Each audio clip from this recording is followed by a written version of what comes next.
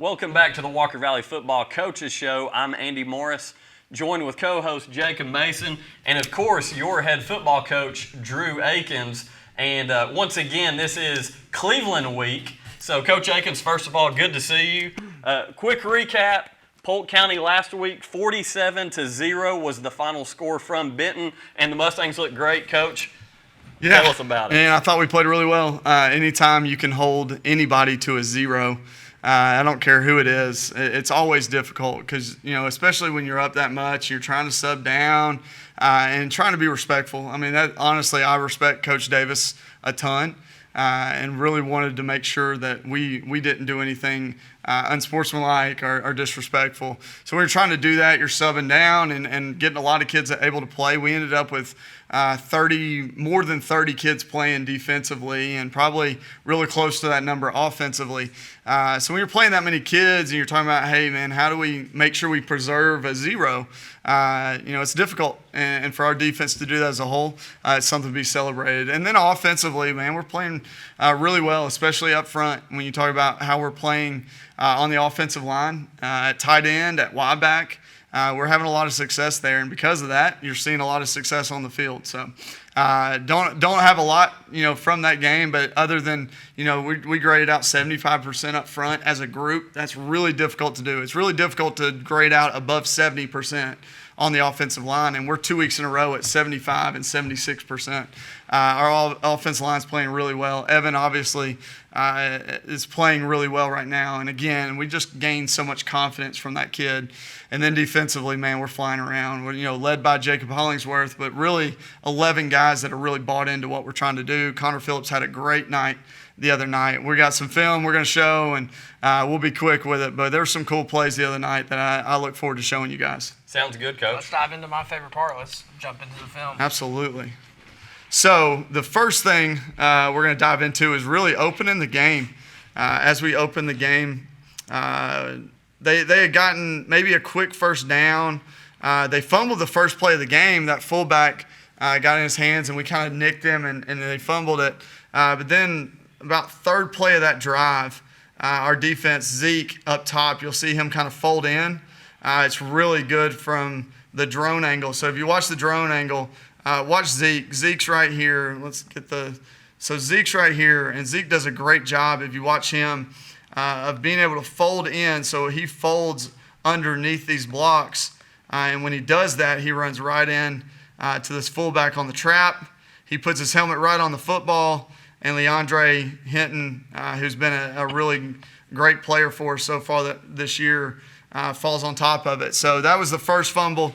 It immediately led to this play. So this has been one of our favorite plays of this year. So let's get to the drone copy because, dude, there's nothing better than the drone shot. So the drone shot, you'll see we're sprint out protection. So we're going to sprint out over here to the right. So Evan's going to get the ball, and he's going to sprint to the right. And what we're looking for is we're looking for 3 different levels. We're going to have a spot dropper here. We're going to have a deep guy, and then we're going to have a guy in the flat. So that's kind of the play. And we're going to read this chest throw, and then we're going to high-low this. So that's kind of our plan behind this. So as you see, we'll roll out to the right, and you'll see Brady comes open in the corner and makes an outstanding catch. We were questioning, hey, did he get his foot down? Are we sure? But when you go back and watch it, he's just in, catches it, gets his right foot down, and that opens up the scoring. That's a really good play for us. We've really had a lot of success on that. So Noah does a great job, and really this is one of those unsung things here. That Noah Jones does a great job pinning that defensive end, which allows us to get around the corner. And once again, Coach, as we've seen consistently from quarterback Evan Swarzel, he puts that football only where his receiver can catch it. Yeah, guys, he's been really special this year so far. He had a couple missed throws the other night, but for the most part, man, he did a really good job. So this is right after the touchdown. We kick it off. They get the ball, and immediately we come in. We leverage this really well, and Tyron Forte causes the fumble. And once again, Leandre Hinton is there to jump on top of it. So great job running to the football. This is a really good angle. So they get 2 blockers out here on us, really. If you watch it from this shot, you can see they throw it out there quick. They got 2 blockers for 2 guys. They actually do a pretty good job here. But with the way that Tyron's able to get over this block, he again gets his helmet and his hands directly on the football. That causes the fumble, and Leandre running to the ball. But what you can see here, look how many guys we have around the football. That's something that I think our defense is really buying into, is how many hats we have around the football every time. Even outside the numbers, the ball's thrown, and we got 11 guys running to the football. That's a mentality. It is, and Coach Harvey and Coach Ashby have really done a great job with that. This is the play we scored on last week. It's just the other direction, so I wanted to show that we can do it both ways here. Again, we're running that little counter play where we're going to flash the running back across. We're going to down, pull and kick. And then the backside guard is going to pull and wrap. And you're going to see it really clean up here for Evan to be able to get outside and get in the end zone here. So just another look at similar play to last week. And that buck sweep's hard, man, because you got all the gaps filled. So as you go around, I really wish we would have got our eyes up and seen this blitzer, and we would have just handled that there and maybe Maydayed that. So Mayday tells us we're going to go down and we're going to leave this guy because he's the least threatening guy, right? So I wish we would have saw that, but they had a really well-timed blitz there. But as you watch it, we're back, we're down. That down block right there kind of shoves him off his line just a little bit, just enough to where we can get around the edge. And once we get around the edge, you can see there, that's our run lane. And that's a pretty big run lane right there. So really good job by our offensive line. Obviously, Evan's athletic and gets into the end zone there. Exciting stuff there. And then I want to just end with this. Like I talked about in at the beginning of the show, you know, our young guys got to play the other night. And it was exciting for our young guys to get in. This is our young offensive line. We got a freshman Y back in the game. We got a sophomore quarterback and a sophomore running back. We got a freshman receiver down here. So a lot of young guys got to play the other night. And it's always fun when your young guys play and you're able to break a big one. And Javen Hall is scoring his first varsity touchdown. Really cool opportunity for these young guys to get in. Again, this is a great angle. When you watch it from this angle, you see our young guys are doing a great job of doing what they're coached to do. Good down block here on the front side of it. Caden Lassen, guys, that's a name you're going to want to listen for in the next couple years. This guard right here, he does a great job of double bumping this up to the backer. And because of that, it's really going to clean up, and you're going to see us be able to bounce the ball outside. And then Ayers does a great job of getting that last guy blocked, and we score a touchdown. Who was the right guard on that play, Coach? So the right guard on this is P.J. Hokut. So P.J.'s played 2 years. For his entire life, he's played 2 years of football. So he's our right guard there. That double, and then he climbs the ladder. Being able to bounce off, again, that's just learning our scheme. Our guys have really bought into the scheme that, like, we're going to take the step, and if I can bump it, I'm going to bump it. But then I got to get down to the backside. And PJ does a great job of that here and gets on the backer. That allows Lassen to get the scraping backer, and we make a play. So I just wanted to give our young guys a shout out there because it's always cool when they get to score. Yeah, the future definitely does look bright with that offensive line. We talked about, Jacob and I, during the broadcast last Friday, just the depth, the way we're able to roll some fresh legs throughout the game out there on the line, and it seemed like every time a handoff was happening in the backfield, the offensive line already had about a 2-yard push. Yeah, so a couple cool things, exactly what you're talking about. We've had 54 rushes this year. We've ran the ball 54 times, whether it be quarterback run or running back run. We've ran the ball 54 rushes. 51 of those have been positive gain. 3 have been 0 or negative. And in that negative, we've only had 1 negative rush. So out of 54 runs, we've only had 1 negative yard rushing. Pretty good percentage. Man, I'm just so happy. And you talk about, again, some of the analytics that we look at. One of the big ones we look at is run game efficiency. So do we get 3 yards or more on every rush? Okay. Last week we were 84%. Our goal for games, if we say, hey, to be successful running the ball, we need to hit this mark. Our goal is 60%. And we hit 84 last week. I think we hit 79 the week before that. So when you're talking run game efficiency, it's what we talked about in the preseason, guys. Like, how do we be successful? Well, we got to be able to run the ball. And our offensive line has bought into that. We got some tough running backs. that have really shown up and really done the scheme and done it well. We had 4 different running backs score touchdowns the other night, plus our quarterback, so 5 different guys rushing for a touchdown the other night. So just a cool start to the year. But again, this week, competition's going to step up a little, and we got to make sure that we continue to have that as our identity. That's our identity right now, is that we're going to run the football, and we've got to keep that identity. Yeah, something we talked about pregame last week, Coach, was we were down on the field talking to some of the coaches, just kind of hanging out before the game, and the offensive linemen made their way out of the locker room. And from the stands and, from the booth, they look like big old boys. But then, when you stand beside the Farleys of the world, the Kelly brothers, I couldn't believe how big they've gotten. Yeah. I knew them to be bigger kids in middle school, but when they, seeing them now, I want a depth chart with height and size next week because I want to know what we're pushing on the Another assignment for you guys. Yeah, that's just what I need is more stuff to do. But, man, listen, they are. That's why when we got in January, say, hey, who do we want to be? Well, we started researching this run game. And really talked to a bunch of coaches that we really respect, and we bought film, and we watched film like crazy in the off season. We bought some coaching clinics, and we watched coaching clinics, and man, we just said, hey, this can be our identity if we'll buy into this. And man, you talk about those guys, the Farley, and then the Kelly twins, Ty Parker, Luke Hawkins graded out at 83% the other night. Riley Myers is playing great. He graded out at 80% the other night. So just the amount of guys that we're able to roll in there. Townsend is getting back healthy. He's a wrestler. He hurt his ankle. He had ankle surgery. He's trying to get back in the swing of things. Another big boy. Yeah, so when we get into the meat of our schedule, I think we'll have 7, 8 guys that we can play. And when you have that kind of depth and that kind of size, it makes it hard for defensive lines to continue to fit stuff. So really excited about that. And again, we've got to keep that mentality because this week it's going to ratchet up the competition. But if that's going to be our identity, then we have to take that into this week and keep that as our identity and keep that identity with great confidence. So with that is the first segment of this week's Walker Valley Football Coaches Show. Once again, the final from last week against Polk County, 47-0 Walker Valley. As Coach just said, it's a big week, rivalry week against crosstown rival Cleveland, and we'll talk about that when we come back.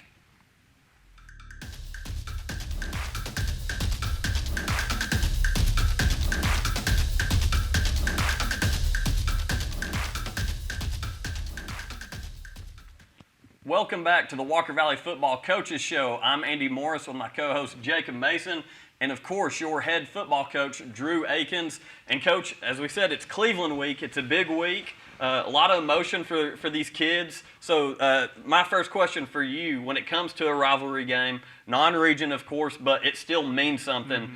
How do you keep the kids level-headed? Yeah, it's funny. That's the first question I've gotten from about 4 people this week. So any media entity I've talked with this week, that's been their first question because when I first got here, so let's talk long game picture here. When I first got here, it was like, hey, these games don't matter. They don't matter. When it comes to playoffs and playoff seeding and being able to win first rounds, second rounds, this game has no bearing on that. So I just, in my mind, not understanding what's going on here, I was like, hey, we're going to treat it like any other game.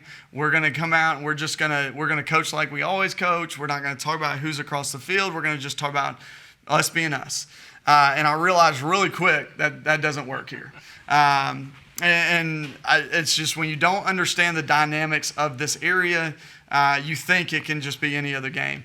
But in reality, these kids grew up playing each other. Not only football, but basketball. They grew up playing each other in baseball, rec league, all these things that they've just grown up and they know each other's names and they know each other's families. And because of that, not only do our kids care about it, but our families care about it and our community cares about it. So I kind of had to change my tactic of guys, this game still doesn't really tell you whether you're going to be, a 1 seed in the playoffs or a 4 seed. This game still doesn't matter with that. But I know it matters to you. And because it matters to you, we have to ratchet up the intensity a little. Now, there's also that fine line, what you're talking about, where we got to keep our emotions in check. And we got to make sure that we understand, while this is a big game, you can't be emotional because when you're emotional, you make mistakes. So understanding, do what you're coached to do, even with the intensity being up and it being a rivalry game, we still have to be calm enough that we can do what we're coached to do. And one thing that I think we've done a really good job of this year as we've gone through it is making sure that we understand what our technique is, what our job is, what our assignment is, and then we go play hard. So when you put in a bunch of new stuff, you're like, hey, we're going to do this trick and that trick, and we're gonna do something we haven't really been doing. That's where your kids start thinking, and then when they start thinking, they play slower. And then it kind of creeps in your mind too, like, hey, we haven't done this at all, so what? We're putting in new stuff because we can't just beat them the way we've been playing.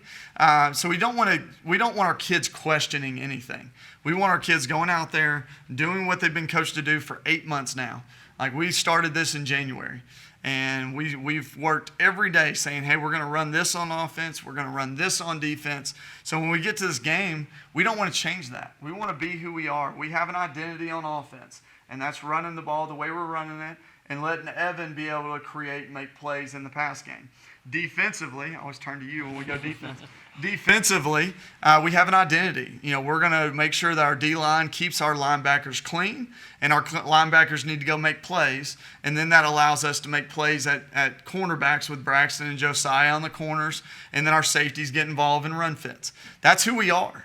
So we don't want to get in this game and say, hey, we're going to change who we are because the opponent's different, because that's when stuff changes and emotions start getting the best of you, and you're not allowed to play freely. So the biggest thing that we've talked about this week is, hey, man, go be who we are and go play as free as you can and go play your tails off and go win one-on-one competitions all night.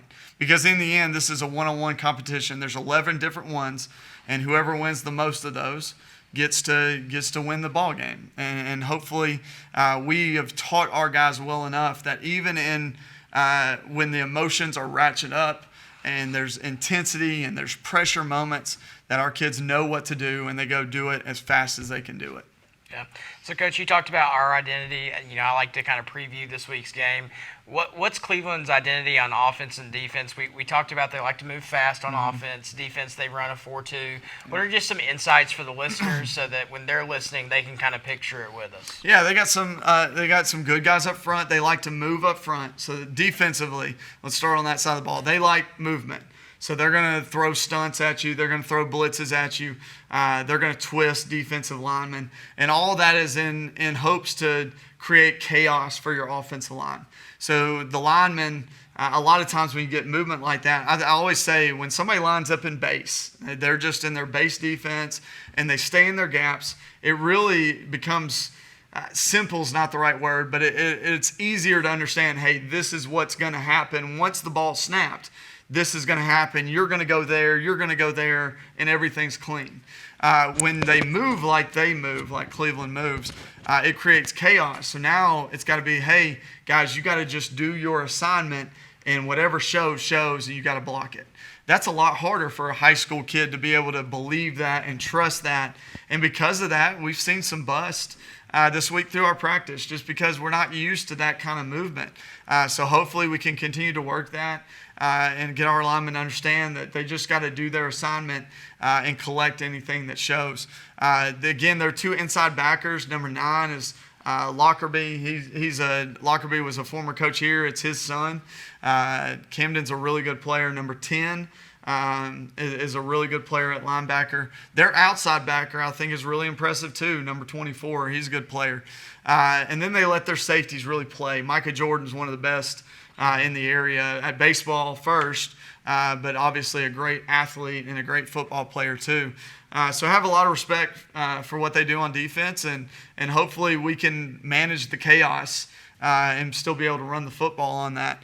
Offensively, it's what they're billed as. They're the fastest show on turf, and that's who they want to be. They want to, again, create chaos offensively. And the thing that they do so well offensively is they just have something off everything they do.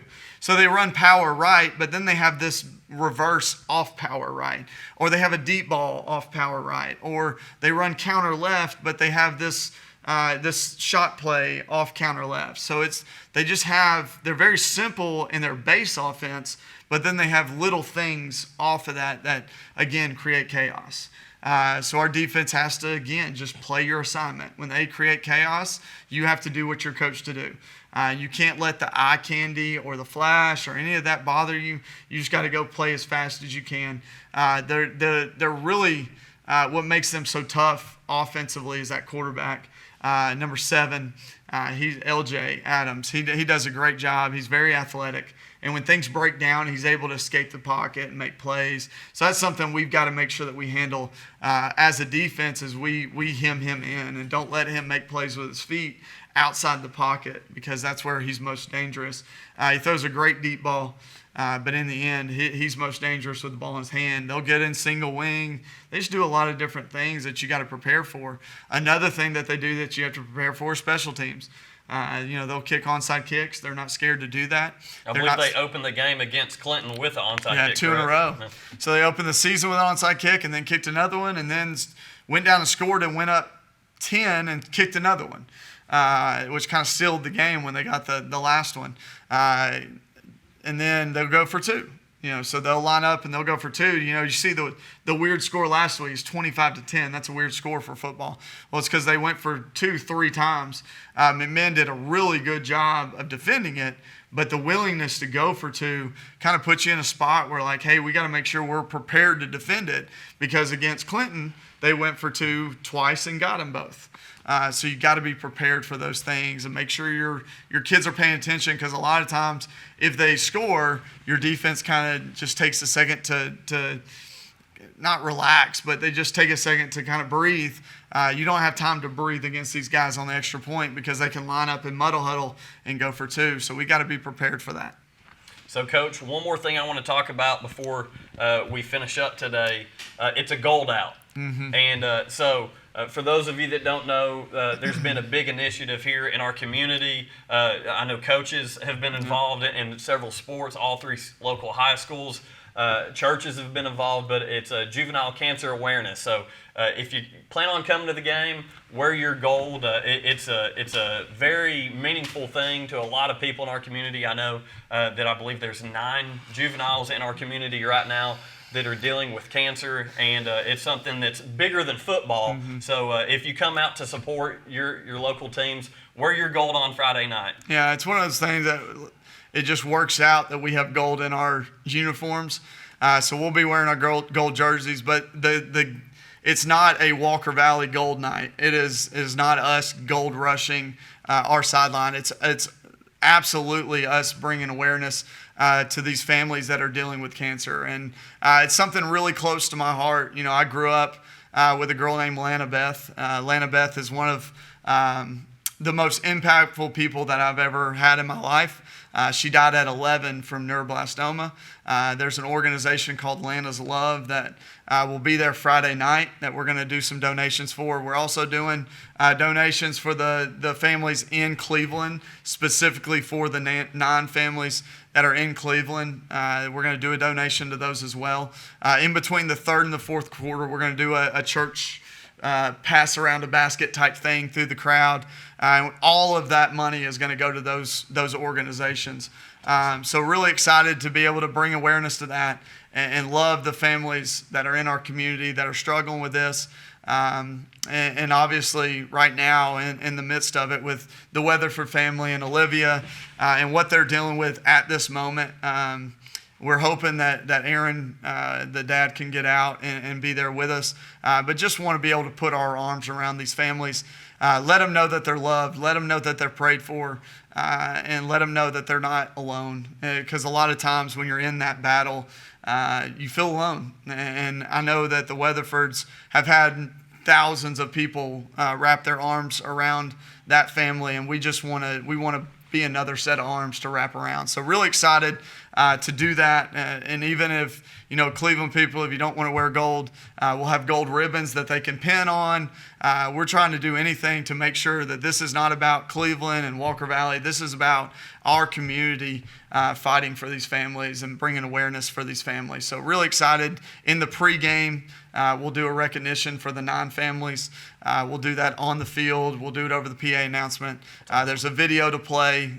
Just really excited to be a part of that night and to be a small part to give back to those families. Yeah. Absolutely, Coach. All right, time, place, where we can get tickets. We're here.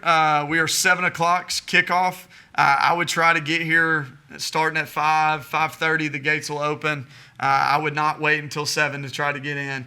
I also would not wait until the game to get your tickets. They're selling those around town. You can come to Walker Valley High School, and buy it from the main office. They're selling them at Gobbles.